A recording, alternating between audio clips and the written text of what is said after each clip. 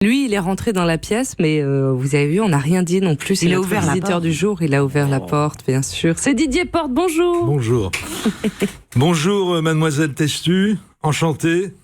Quelle carrière, dites donc, hein. Ouh là là. Pour une si jeune femme. On ne sait pas par quel bout l'attraper. Un enfant. Écoutez, moi je veux bien faire votre portrait, hein, si vous y tenez absolument. De toute façon, vous y avez droit. D'ailleurs, quand Daphné m'a annoncé tout à l'heure, elle a bien dit, maintenant Didier Porte va tracer votre portrait, ou si elle l'a pas dit, elle l'a pensé très fort. Je l'ai dit. Et pour cause, hein, je suis effectivement là pour ça, c'est mon job dans l'émission. C'est même inscrit dans mon contrat en tant que visiteur du jour. Oui, visiteur du jour, c'est la catégorie de chroniqueur à laquelle j'appartiens. En tant que visiteur du jour, le collaborateur spécialisé, c'est toujours moi, sera tenu de tracer le portrait de l'invité contre la somme de... Bon, ça, il est inutile que vous le sachiez, on va pas sombrer dans le misérabilisme. Par contre, quand je dis que visiteur du jour, c'est la catégorie de chroniqueur à laquelle j'appartiens, c'est uniquement dans cette émission dans laquelle nous sommes en ce moment, Bonjour la France, sur Europe 1. Dans d'autres programmes auxquels je peux être amené à collaborer, l'expression visiteur du jour n'a pas cours.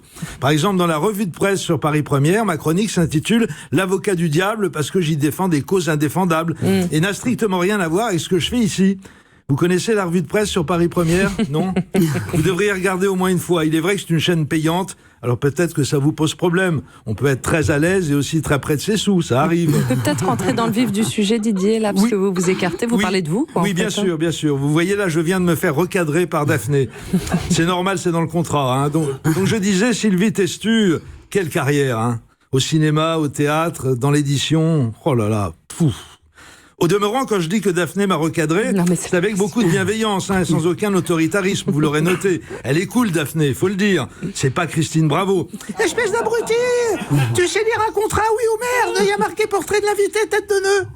Excusez-moi, je sais pas pourquoi j'ai pris Christine Bravo comme contre-exemple, je l'imite très mal. Je vais le refaire, mais avec Élise Lucet, qui est quand même plus dans l'actu. Monsieur Sarkozy, vous l'avez caché où, l'argent de Kadhafi? Monsieur Sarkozy, l'argent de Kadhafi, il est caché où? Il est dans votre poche, là, l'argent de Kadhafi, monsieur Sarkozy? Dans celle-là, peut-être, ou dans celle du pantalon? Dans la talonnette, là, il n'y a rien. Répondez à ma question, monsieur Sarkozy, sinon je vais la reposer. Oui, finalement, c'était pas indispensable non plus, hein. Non, ce que je voulais dire, c'est que lorsque Daphné m'a interrompu tout à l'heure, c'était pour m'inciter éventuellement à faire votre portrait. Oui. Ce n'était en aucun cas un ordre, ni même une injonction. C'est pas le genre de la maison. Non, vous inquiétez pas, je refais pas d'imitation. C'était sa manière à elle de me faire savoir que je pouvais parfaitement m'en abstenir, pour peu que l'invité, faisant preuve de cette humilité, de cet altruisme et de ce désintéressement qui sont la marque des grands artistes, m'adresse un signe discret pour renoncer à son temps de portrait au bénéfice de quelqu'un qui en a plus besoin. Je sais pas, moi, par exemple, un de ces jeunes sans-papiers africains qui vivent chez nous dans la clandestinité et qu'un bon coup de projecteur dans une grande émission populaire comme Bonjour la France pourrait avantageusement sortir de leur anonymat.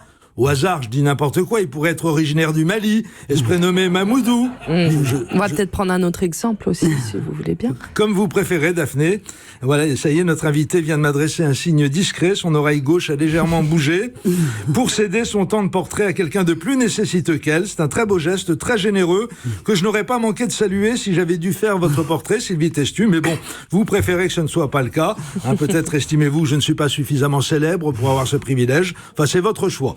Un choix qui va me permettre d'évoquer à ce micro la carrière trop méconnue d'une comédienne formidable, paraît-il, qui s'appelle Josette Tartampion, et qui aurait tourné dans plusieurs épisodes de la série Joséphine Ange Gardien, avec beaucoup de brio. Je dis aurait, car elle a malheureusement été coupée au montage à chaque fois.